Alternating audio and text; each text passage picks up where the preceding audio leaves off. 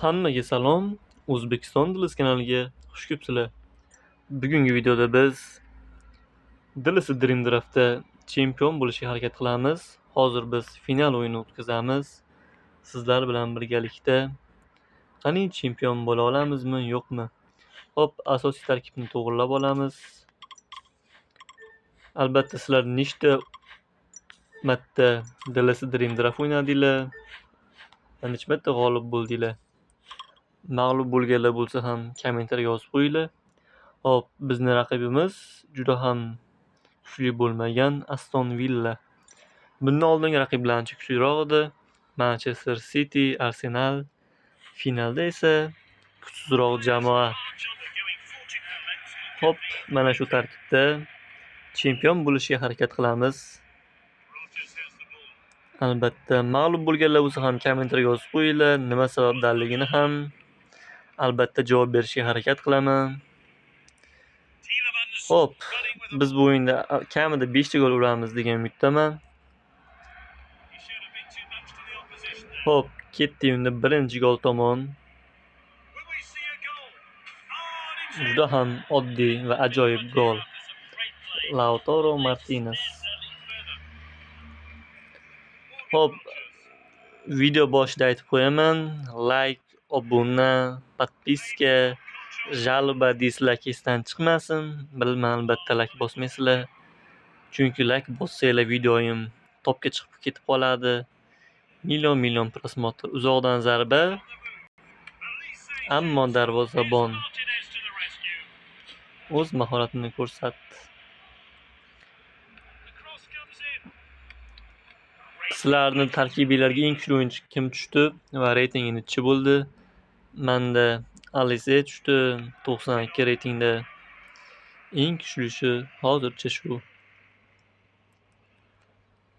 Hop, Pedri, Yildiz, Lautaro va Alize. Olise hujumga o'ta olmadi, sababi to'pni oldirib qo'ydi. Yana uzoqdan zarba va super gol ko'rishinglar mumkin. Bu videoni o'tkazmayman. Birgalikda tomosha qilamiz. Alise deyarli 30 metrdan tezlik 72 kilometr 9 gol. Albatta golni chiroyini ham baholash kerak. Menimcha bu gol bemalol 10 ballik sistemada 10 ballga tortadi.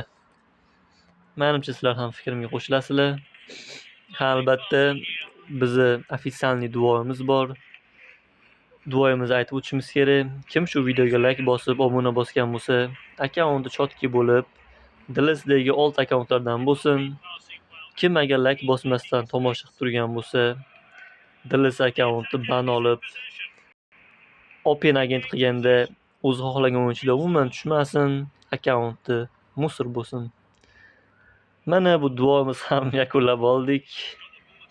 Hop, deyarli birinchi taym tugamoqda. Bizda hisob esa 2-0.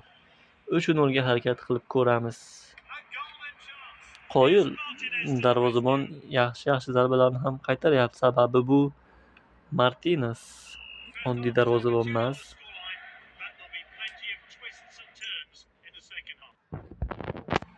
Mana ikkinchi taymni ham boshlab olmoqdamiz. Ko'ramiz qanchalik o'yinimiz yaxshi bo'ladi va gol ura olamizmi yana. Albatta sizlarga dinamik agentlar dinamik starslar o'sha yulduzlar qiziq bo'lsa, u haqida ham video chiqarganman, ko'rishinglar mumkin. U o'yinchilar reytingi qachon oshadi va Abduqodir Husanov necha darajagacha ko'tarilishi mumkinligi haqida. Agar sizlar hozir o'zingizlar bilsanglar, shuni ham kommentarga yozib qo'yinglar. Agar Abduqodir Husanov jahon chempionati finaligacha chiqa olsa, reytingi nechi bo'ladi? O'zi sizlarga savol. O'zbekiston jahon chempionatida qayergacha bora oladi? Bu menga ham qiziq. Meni fikrim bemalol finalga chiqadi O'zbekiston, sababi tarkibda yetarli o'yinchilar bor. Qiynalmasdan finalga chiqamiz. Finalda lekin noma'lum yutamizmi, yutqazamizmi? Lekin finalga chiqishimizga ishonaman. Yana kim ishonadi? Kommentariyaga yozib qo'yinglar, aziz vatandoshlar. Xo'p, biz 3 ta gol urib oldik, yana 2 ta gol uramiz. Katta ehtimol biz chempion bo'lgan holda olmoslarni olamiz Dream Draft'dan. Xo'p, Alise uzoqdan yana bir zarba. Alisedan вообще o'zi qora bo'lsa ham gollari juda ham chiroyli. Xo'p, o'yinchilar almashtiramiz. Xo'p, bizni zaxiramizda sochi jingali Williams bor. Hujumga Umarjon borlar. Va markaziy hujumga Qariyani tushiramiz. Yarim himoyaga Gulerni o'rniga Brahim Diaz. Xo'p. Qani ketdi endi.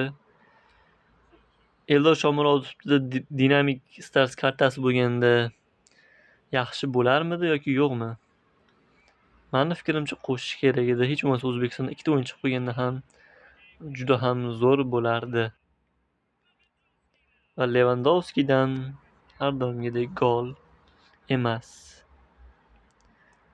Lewandowski ham qarimoqda, u ham yoshi o'tib bormoqda va golni ajoyib ko'ramizmi? Ana Umarjon gol urolmadi. Sizlarda ko'zinglar tegdi. Sizlardan hijolat bo'lib gol urolmadi. Dilisida keyin kim akkauntini Churoven yozib ketinglar.